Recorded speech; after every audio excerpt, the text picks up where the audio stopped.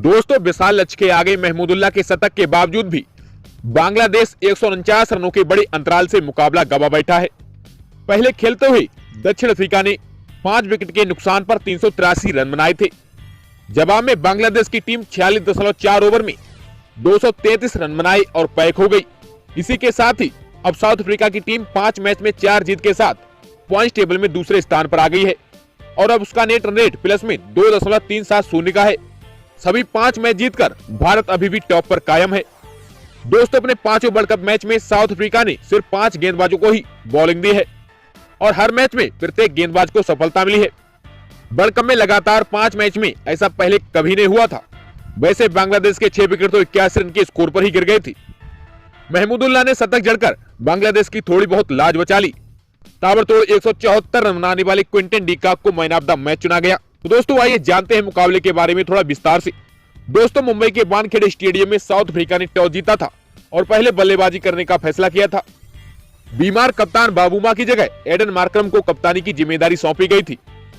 Temba Bavuma की जगह खेल रहे रीजा हेंड्रिक्स को 12 रन के निजी स्कोर पर 7वें ओवर की पहली पिस्टअप गेंद पर सोरफिल इस्लाम ने बोल्ड कर दिया। लगा कि टेम्बा बाबूमा की कमी साउथ अफ्रीका को भारी पड़ेगी। संकट और ज्यादा गहरा गया जब 1 रन बनाकर रासी बान डरसन भी मेहंदी हसन मिराज के 8वें ओवर की 5वीं फुलर लेंथ गेंद पर अक्रॉस द लाइन शॉट खेलने के प्रयास में एलबीडब्ल्यू हो गई। स्कोर 31 रन पर 1 से 36 पर 2 हो गया। यहां से क्विंटन डी कॉक और एडन मार्करम ने मोर्चा संभाला। दोनों के बीच तीसरे विकेट के लिए 137 गेंदों पर 131 रनों की शानदार पार्टनरशिप हुई और इस साझेदारी ने साउथ अफ्रीका को खेल में वापस लाकर खड़ा कर दिया। अब मामला यह है कि एडन मार्करम एक्स्ट्रा कवर के ऊपर से 1 हैंडेड लॉफ्टेड शॉट खेलने के लिए जाने जाते हैं।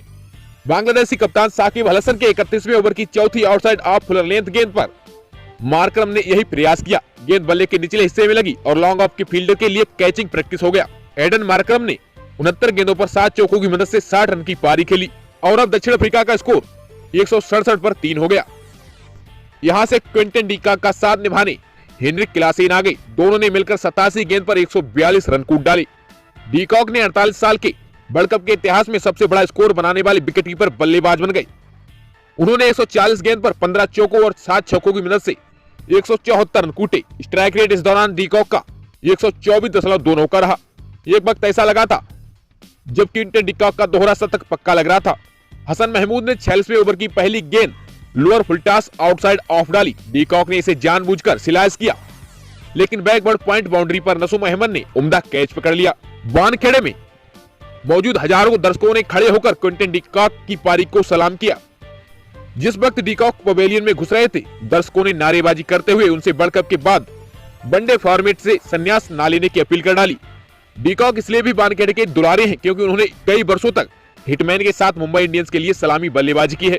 डी कॉक के जाने के बाद थोड़ी उम्मीद जगी कि शायद बांग्लादेश वापसी करेगा, पर हेनरिक क्लासेन और डेविड मिलर ने 5वें विकेट के लिए 25 गेंदों पर ताबड़तोड़ 65 रन जोड़ दिए। पुरानी कहावत है कि अंत भला तो सब भला। हेनरिक क्लासेन आखिरी ओवर में 49 गेंद पर 183.67 की स्ट्राइक रेट से 2 चौकों और 8 छक्कों के साथ 90 रन कूटकर आउट हुए। डेविड मिलर 15 गेंद पर 1 चौके और 4 छक्कों की मदद से 34 रन बनाकर नाबाद लौटे। मामला 50 ओवर में 5 विकेट के नुकसान पर 382 तक पहुंच गया। अगर जीतना था तो बांग्लादेशी टाइगर्स को वर्ल्ड कप के इतिहास का सबसे बड़ा रन चेज करके दिखाना पड़ता। अब इतनी मेहनत कौन करे। मार्को यानसेन ने 6ठे ओवर की पहली गेंद पर तंजीद हसन और दूसरी गेंद पर नजमुल हुसैन सांतो को पवेलियन रवाना कर दिया। 12 रनों के निजी स्कोर पर तंजीद 60 बॉल पर पुल खेलने में नाकाम हुए और top edge wicket keeper Klaasen ने पकड़ लिया। वहीं सांतो पैड्स की गेंद को हल्के हाथ से खेलने के चक्कर में विकेट कीपर क्लासेन को कैच थमा बैठे। दोस्तों, गौर करने वाली बात यह है कि नजमुल हुसैन सांतो इस वर्ल्ड कप में दूसरी बार गोल्डन डक का शिकार हुए और अब बांग्लादेश का स्कोर 30 रन पर 2 विकेट हो गया। बांग्लादेशी समर्थक जरा सी सांस ले पाते कि कप्तान साकिब पीठ दिखाकर चलते बने। साकिब अल हसन ने लिजाद विलियमसन को पहला वर्ल्ड कप का विकेट चटकाने की खुशी दी। दरअसल विलियम्स के 8वें ओवर की दूसरी शॉट ऑफ गेंद टप्पा खाने के बाद बल्लेबाज से दूर जा रही थी। साकिब ने गेंद के साथ छेड़छाड़ करने का प्रयास किया और विकेट कीपर क्लासेन ने अपनी बाईं तरफ उड़ते हुए कैच पकड़ लिया। अब बांग्लादेश का स्कोर 31 रन पर 3 विकेट हो चुका था। अब इतना साफ हो चुका था कि टारगेट बांग्लादेश चेंज करने वाला नहीं है। देखना था कि उसका कोई बल्लेबाज टाइगर वाला कलीजा दिखा पाता या नहीं। साकिब के बाद उसके सबसे बड़े बल्लेबाज मुसाफिकुर रहीम को जेराल्ड कूटजी ने विदा कर दिया। उन्होंने 12वें ओवर की 5वीं गेंद आउटसाइड ऑफ शॉर्ट बॉल रखी। रहीम के पास कट करने का मौका था, लेकिन उन्होंने शॉट को जमीन पर रखना जरूरी नहीं समझा। टीम थर्ड मैन फील्डर ने खुशी खुशी कैच पकड़ लिया। मुशफिकुर रहीम ने 17 गेंदों पर 8 रन बनाए और स्कोर अब 42 रन के स्कोर पर 4 विकेट हो गया। 15वें ओवर की अंतिम गेंद पर लिट्टन दास के साथ बांग्लादेश की आधी टीम पवेलियन लौट गई। वह कैस्को रबादा की गेंद को फ्लिक करने के प्रयास में चूके और एलबीडब्ल्यू करार दे दिए गए। लिट्टन ने 44 गेंद तक संघर्ष करने के बाद मात्र 22 रन बनाए। केशव महाराज को स्लॉग स्वीप करने के प्रयास में मेहंदी हसन मिराज को top edge deep square leg fielder के हाथों में कैच चला गया। मेहंदी ने बनाए 11 और स्कोर 81 पर 6। नसुम अहमद 19 और हसन महमूद भी 15 रन बनाकर लौट गए। नसुम को जेराल्ड कूटजी ने कॉट एंड बोल्ड किया, जबकि हसन महमूद रबादा को डाउन द ग्राउंड छक्का मारने के चक्कर में मिड ऑफ पर पकड़े गए। अब बांग्लादेश का स्कोर 36.4 ओवर में 159 रन पर 8 हो गया और यहां से जीत के लिए 80 गेंद पर सिर्फ 214 रनों की दरकार थी।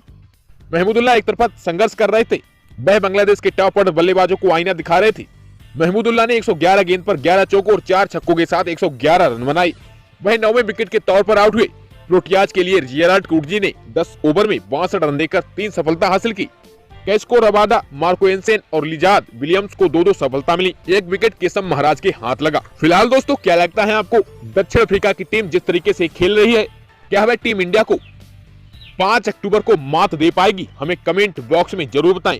या फिर भारतीय टीम अपना विजय रथ जारी रखेगी और वर्ल्ड कप 2023 की ट्रॉफी को अपने नाम करेगी? क्या है आपकी इसको लेकर भी राय?